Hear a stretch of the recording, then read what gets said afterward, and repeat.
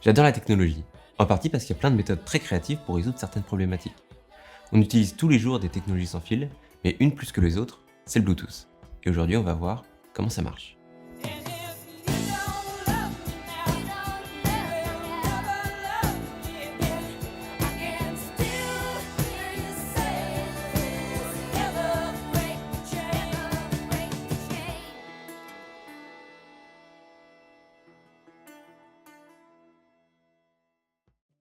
Avant de comprendre le Bluetooth, va déjà falloir comprendre ce que c'est qu'une onde. Pour que vos appareils communiquent, le Bluetooth utilise des ondes, comme votre micro-ondes, ou plus précisément la radio. On les différencie avec ce qu'on appelle la longueur d'onde qu'on classe sur le spectre électromagnétique. Vous avez dû entendre parler de ce spectre, puisque sur ce spectre, il y a notamment l'ultraviolet et aussi l'infrarouge, qui sont des longueurs d'onde connues.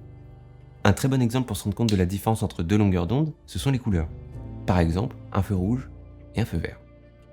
Le rouge a une longueur d'onde de 700 nanomètres et le vert de 540. Et les conducteurs vont l'interpréter comme vrai, je peux passer, ou faux, je m'arrête. Ça veut dire qu'une longueur d'onde va être interprétée une fois comme un 1 et une fois comme un 0. C'est exactement le même principe pour le Bluetooth, sauf que ça ne se passe pas dans le domaine du visible, qui est de 380 nanomètres à 780 nanomètres, mais sur les longueurs d'onde de 120,7 mm à 124,9 mm. Ça les rend invisibles, mais aussi ça leur donne certaines propriétés spéciales, comme par exemple pouvoir passer au travers des murs. On peut aussi dire entre 2,4 GHz et 2,48, souvent arrondi à 2,5 GHz, qu'on voit sur tous les produits qui sont vendus sur le marché. C'est une technique de marketing, mais ça veut dire à peu près la même chose. Il y a quand même quelque chose qu'il ne faut pas oublier, c'est que les ondes elles vont dans tous les sens.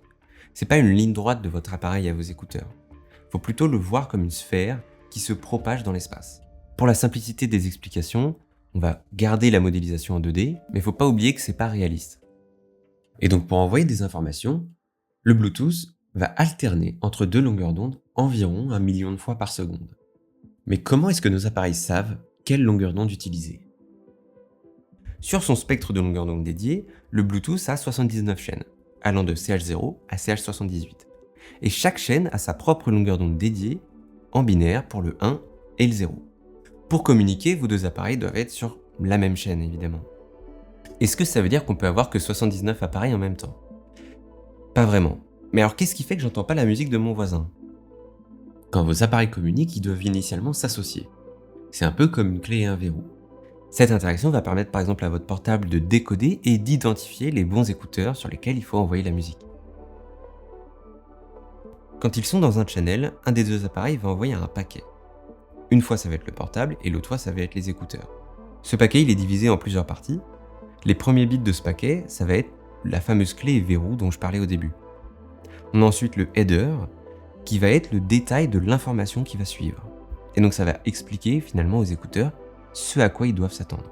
Et ensuite on a ce qu'on appelle le payload, ou le contenu, qui va être en l'occurrence ici l'audio, dans notre exemple. La taille de ce payload peut varier en fonction du contenu, mais aussi en fonction du type d'information. Il y a une différence entre mettre pause ou envoyer une musique de bonne qualité. Autre chose qui permet d'avoir plusieurs appareils, c'est ce qu'on appelle le frequency hopping. Le portable va envoyer en fait aux écouteurs une séquence de chaînes, et vos appareils vont en fait changer de chaîne 1600 fois par seconde, ou toutes les 625 microsecondes, à chaque fois en envoyant un paquet. Le frequency hopping il permet de faire plusieurs choses. Imaginons qu'un hacker ait envie de se mettre sur une de ces chaînes et d'écouter tout ce qui passe, eh bien il ne peut pas grâce au frequency hopping. Alors en vrai c'est quand même plus compliqué, mais le Bluetooth repose sur ses principes et ses bases, et maintenant vous savez comment ça marche.